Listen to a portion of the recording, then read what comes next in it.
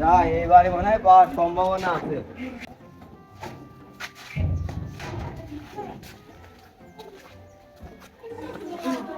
বাড়িতে কেউ আছেন? বাবু, কি দরকার বাবু? তোমার তো চিনলাম না। এই কি বাবু, ভিতরা নিয়ে রাইছিলাম তো ঈদ চলে আইলো, ভিতরাটা দাও, সময়ও নাই। আমার লোক তো 4 জন, তো আমার কয় টাকা বা?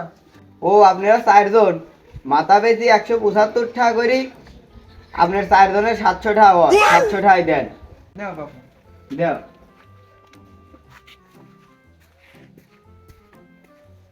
এ বাড়িতে কেউ আছেন?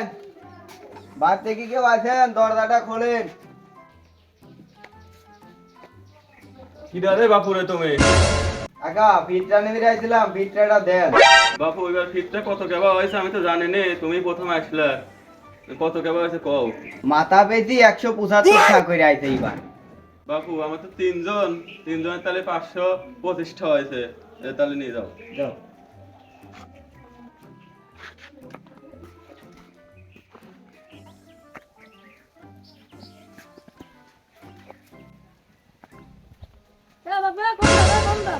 বাবু আমি তো ভিতরা নিয়ে যাচ্ছি। বাড়িতে কেউ নাই, কয়টা কেবল আছে কয়া দেন আমার কাছে কয়া দেবো। ও আচ্ছা ঠিক আছে, তাহলে কয়া দিও। একজনের হলো মাথা পেয়েছি হলো তোমার 175 টাকা করি, যে কয়দিন আছে হিসাব করি কয়া দিও। আচ্ছা ঠিক আছে, তাহলে আমি চলে গেলাম। আর কারো দিও না, ভিতরাটা আমারে দিও বাবু, আমি গরিব মানুষ।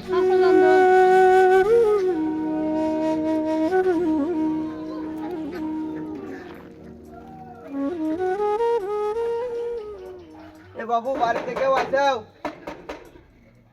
রে বাপুরে, কিছু কইবে? বাবু এলাকার সব বাড়ি গেলাম, ফিতরা বালাম, এখন তোমার বাড়ি আলাম। বাপু আমার যে অবস্থা, ফিতরার অভিন্ন ব্যবস্থা। বাপু আমারও নে পাবেন না নে, তুমি অন্য জায়গা খোঁজো, তোমার নিজের ভালো মন্দ তুমি নিজেই বলো।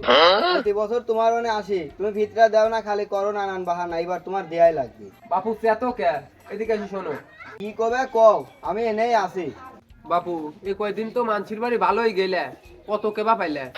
দেশের যে অবস্থা, পালামার কই বরাবরই সই। ওই কত? দেশের যে অবস্থা, পালামার কই 50,000-এর সই।